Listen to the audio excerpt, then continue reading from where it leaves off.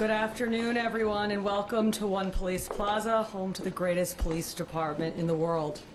Earlier today, I provided an update on the investigation into explosive devices that were ignited and deployed on Saturday during protests outside of Gracie Mansion. We can now share that federal charges have been filed in the Southern District of New York against two individuals, Amir Balat and Ibrahim Qayyumi, in connection with that attack. The defendants are charged with attempting to provide material support to ISIS, using a weapon of mass destruction, transporting explosive materials, interstate transportation and receipt of explosive materials, and unlawful possession of destructive devices. The complaint sets forth the factual allegations supporting those charges. As alleged in the complaint, the defendants were inspired by ISIS to carry out their attack. There should be no confusion about what ISIS constitutes. It is a designated foreign terrorist organization responsible for deadly terrorist attacks across the globe and has taken credit for mass casualty attacks in Europe, the Middle East, and right here in the United States. And as alleged, both defendants have admitted that they acted on Saturday because of ISIS. As Qayyumi was being placed into an NYPD vehicle following his arrest, a person in the crowd asked why he had done this. As shown on NYPD body-worn camera footage referenced in the complaint, Qayyumi responded with ISIS. And at the precinct, after being advised of his Miranda rights and waiving those rights, Qayyumi said in recorded post-arrest statements that he had watched ISIS propaganda on his phone and that his actions that day were partly inspired by ISIS. The complaint also details statements made by Amir Balat after his arrest. En route to the NYPD precinct, Balat made spontaneous statements without being questioned by NYPD officers that were captured on body-worn camera footage. He said, "This isn't a religion that just stands when people talk about the blessed name of the Prophet.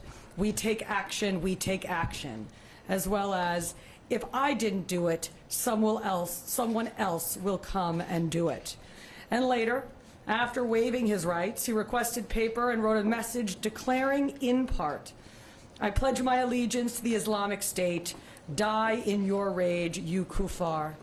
Now, "die in your rage" is a commonly known ISIS slogan, and kuffar is an Arabic term that refers to non-believers. He also told investigators that he had hoped to carry out an attack even bigger than the Boston Marathon bombing, which he noted resulted in only 3 deaths.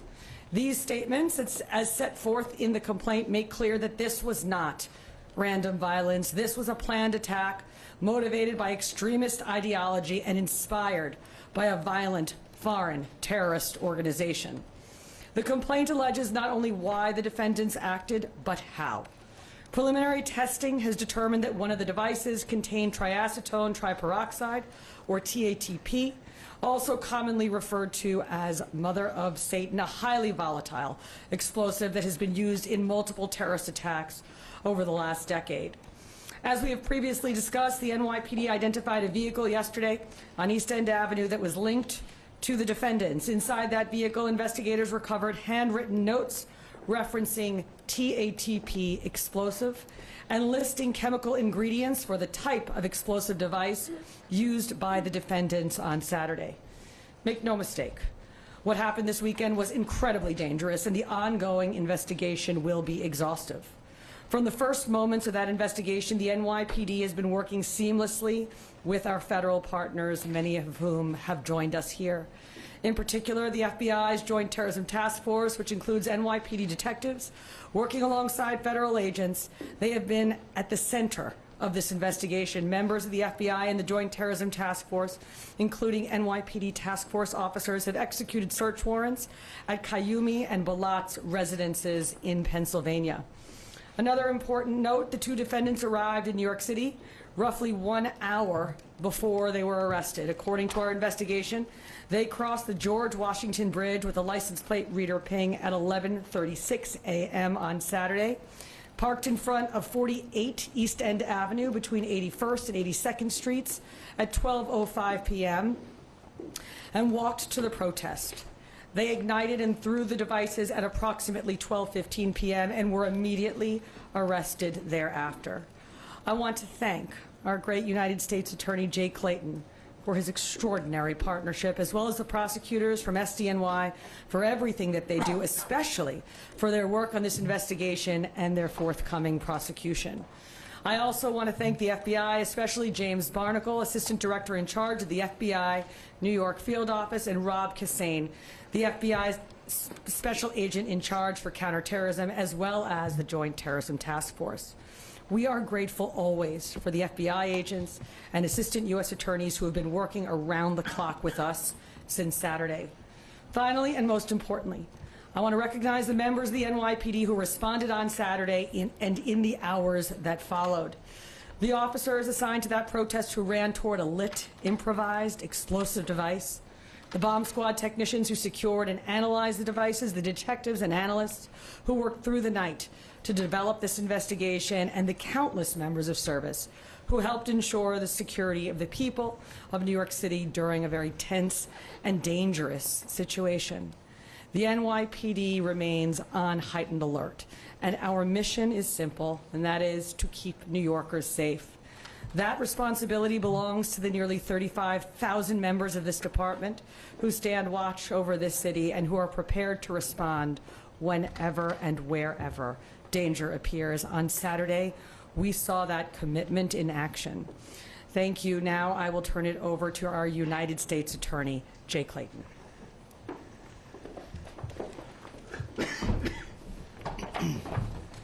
Thank you, Commissioner Tisch. I'm very proud to be here today with Commissioner Tisch and Director Barnacle representing this joint effort to keep our city safe. And I'm going to pick up where the Commissioner left off. I watched the video of New York Police Department officers running to the danger, knowing that these might be explosive devices, knowing that they might explode. That is the kind of commitment that makes this city great. Thank you. Thank all your officers. It's tremendous. It makes me so proud as a New Yorker. As Commissioner Tisch noted, we charged 2 individuals today, Balat and Kayumi. They are charged federally with 5 counts. Attempted provision of material support and resources to a designated foreign terrorist organization. Use of a weapon of mass destruction, transportation of explosive materials, interstate transportation and receipt of explosives, and unlawful possession of destructive devices. The facts alleged in the complaint are just that, allegations. In our great system of justice, they must be proven, and the defendants have the presumption of innocence. Commissioner Tisch did an exceptional job outlining the facts alleged in the complaint. These were ISIS-inspired actions. And it is chilling that they wanted to do something more than the Boston Marathon, more than 3 deaths. Free speech and peaceable assembly are the bedrock of American democracy. But violence is not protected. And it's not protected protest. It's not protected speech. In New York, violence, particularly violence that has a terrorist bent, violence that is meant to chill free speech, violence that is meant to keep us from assembling peaceably, will be met with swift justice. This investigation remains ongoing, and we encourage anyone with further information to contact the FBI at 1-800-CALL-FBI, C-A-L-L-FBI. In closing, I want to express my deep gratitude for, again, the NYPD and all of those folks in my office who immediately answered the call and worked around the clock.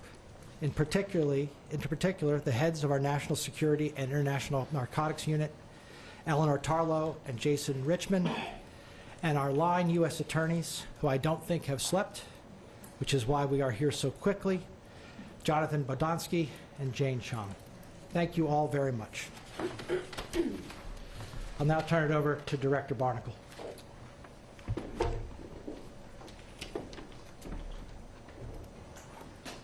Thank you, U.S. Attorney Clayton. My name is James Barnacle. I'm the Assistant Director in charge of the FBI's New York Field Office. Today, alongside our partners in the New York City Police Department and the Southern District of New York, our office has announced federal terrorism charges against Amir Balat and Ibrahim Kayumi. On Saturday, March 7th, these two individuals allegedly threw one suspicious device and attempted to throw another during a protest outside Gracie Mansion. As the Commissioner noted, if it weren't for the bravery of two New York's finest, we could have had a much more tragic incident. Yesterday, on Sunday, March 8th, a third device was recovered from a vehicle on East End Avenue. Upon careful analysis by NYPD bomb techs and FBI Special Agent bomb technicians, it was determined these items were improvised explosive devices, IEDs, designed to inflict serious injury and death to those in the vicinity of the intended blast zone. Both subjects have stated they were inspired by ISIS, a designated terrorist organization, to conduct this attack. Balat and Kayumi sought to incite fear and mass suffering through this alleged attempted terror attack in the backyard of an elected city official. This weekend was just another example of the elevated threat environment we're currently living in. Let me be clear.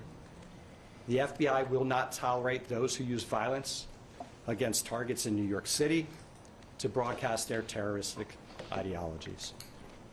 This would not have been possible. The outcome we're talking about today would not have been possible without the FBI's New York Joint Terrorism Task Force, led by Special Agent in Charge Rob Hussein, our Special Agent bomb technicians, as well as our partners at the NYPD and the Southern District of New York. I would like to thank Commissioner Jessica Tisch for your department's unwavering partnership, and especially for the bravery of your officers who ran towards danger to protect this city and our residents. Thank you, U.S. Attorney Clayton, for your team's determination to bring weighty criminal charges against these defendants and hold them accountable for the reprehensible actions from this past weekend. Additionally, I'd like to extend my appreciation to the Customs and Border Protection, the Port Authority Police Department, the New York State Police, Homeland Security Investigations, as well as the FBI divisions in Newark, New Jersey, and Philadelphia, Pennsylvania. Those offices assisted us throughout the weekend. The collective efforts across all these agencies, including those who could not join us today, thwarted a potentially devastating day in this city. Rest assured, the FBI and the New York City Police Department remain at the ready to defend the homeland against anyone seeking to harm our community. We're continuing to chase down all leads and tips in this ongoing investigation. As U.S. Attorney mentioned, anyone that has tips out there, we encourage you to call the FBI at 1-800-CALL-FBI, or you can submit your tips online at fbi.gov. Thank you. Turn it over to Commissioner for any questions.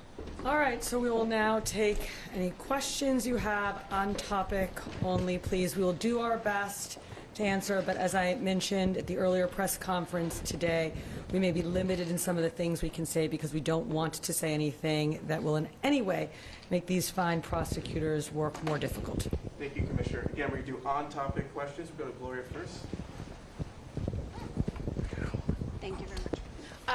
I hear what you said about what the individuals stated regarding ISIS, but do you have any information yet about whether they were self-radicalized or actually recruited by ISIS?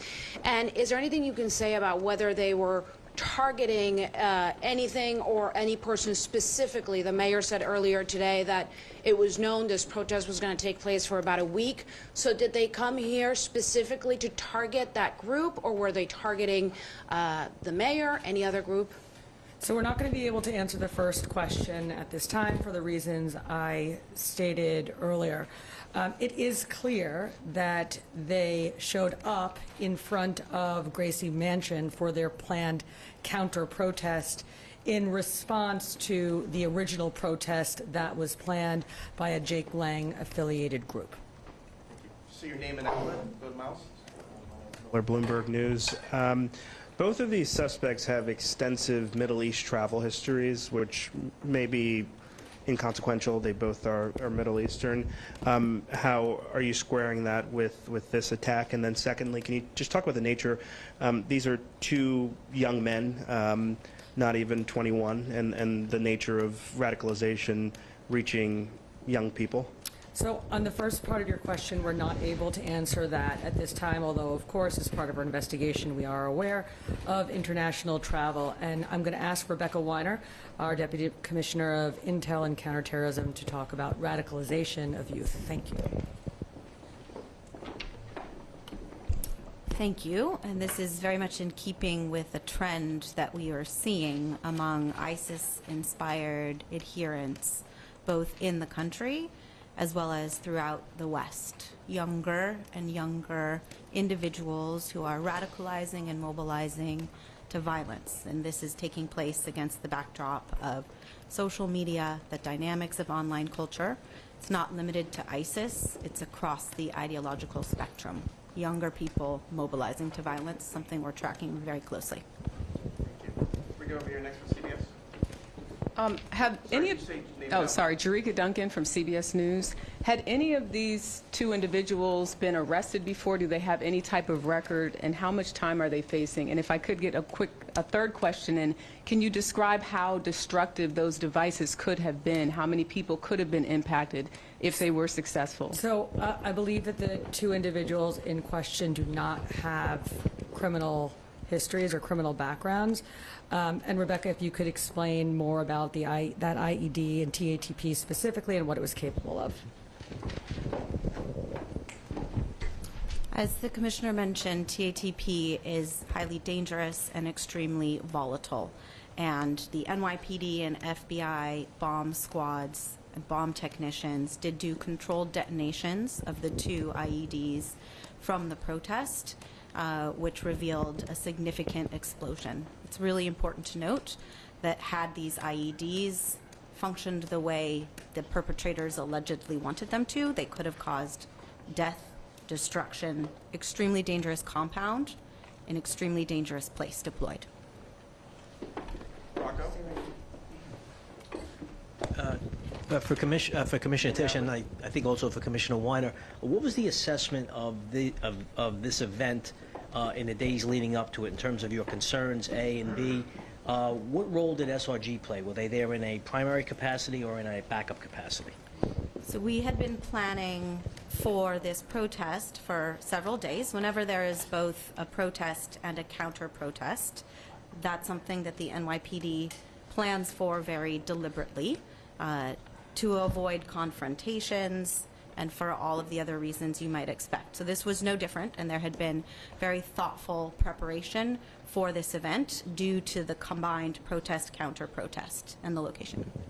And I can just answer the question about SRG. SRG was in the area of the protest. They were there on in a backup capacity. We often have SRG around in an area if we think that it has a potential to get heated, so they were there. They were brought in after mayhem, as soon as mayhem ensued. How do you make that assessment? We got to keep moving, Rocco. Apologies. Well, just a quick follow-up. Just how do you make that assessment? Our commanders on the ground will make the assessment about when to call in SRG. But certainly with this protest, we did have SRG on standby and prepared because we thought it had the ability to get interesting, given who was there. Thank you. Marino, sorry. You got it. Commissioner, Name and outlet, please. Joe Marino, New York Post. Commissioner, are you looking at changing your posture towards policing protests, given the fact these two individuals were not known to you? And is it causing you to reassess like additional resources you may need from an intelligence or patrol standpoint? So as you know, the NYPD remains on heightened alert. We really have been on heightened alert since the hostilities in Iran broke out about 1 week ago, which means extra counterterrorism deployments, heavy weapons teams, drones, aviation. This department, in particular, our intelligence and counterterrorism unit and teams have been out there in full force for the past week, as they are anytime something happens either in the city or around the world that we feel we need to deploy for. Look, this incident did occur at a protest, but it didn't have to have occurred at a protest, so this doesn't change our posture specifically on protests. The NYPD has been policing protests and ensuring New Yorkers' ability to exercise their First Amendment rights safely and lawfully for decades, but never more so, frankly, than over the past 2.5 years, where we have just seen a huge increase in the number of protests, and our officers, both our community affairs officers, our patrol officers, and our SRG officers are well trained and certainly well practiced at doing so. ABC. Thanks, Brett. Hey, Commissioner, thank you. Given the threat picture that you've been outlining, how worrying is it that a couple of guys from Bucks County can just drive into Manhattan with potentially viable devices? Is it alarming, and is there anything you can do to stop it? Thank you. So when we talk about heightened threat environment and when we talk about lone actor threat, this is another incredibly sobering reminder. We had one just a week ago in Austin, Texas. And that's the reason that we surge our personnel, as the Commissioner just mentioned, we've been doing since the onset of the war overseas in Iran for the last 10 days, to harden targets. Of course, some individuals will mobilize to violence without tripping the wires that we extensively set. And in that point, then it is the bravery of our officers who contend with a threat as it's unfolding on our streets, and in this case, incredibly bravely. I would just add there's a few pieces to this, right? There is our intelligence and counterterrorism operation, and I have to say there is no other city in the world that has an intelligence and counterterrorism capacity quite like the NYPD's. But then, as Deputy Commissioner said, we also have our well-trained officers on the ground doing deployments to catch anything. Okay, we have time for one more question. We'll go to Tony over here, Newsday. Tony DeStefano, Newsday. I guess this is for Commissioner Weiner. The two devices, were they both assayed as being TATP? I can do the Assistant Director talked of the third device being an improvised explosive. Was that also known quantity of TATP or something else? So let's talk about the first two devices first. They were both brought on Saturday to Rodman's Neck, where our bomb technicians and FBI experts looked at them jointly. We assessed quite comprehensively one of the devices, and we determined that that device contained TATP. We didn't do the same type of thorough investigation of the second device, but instead decided to neutralize the two devices and take samples from both devices and send them over to an FBI lab where further testing, including for the existence of TATP in the second device, will be done. Thank you, everyone.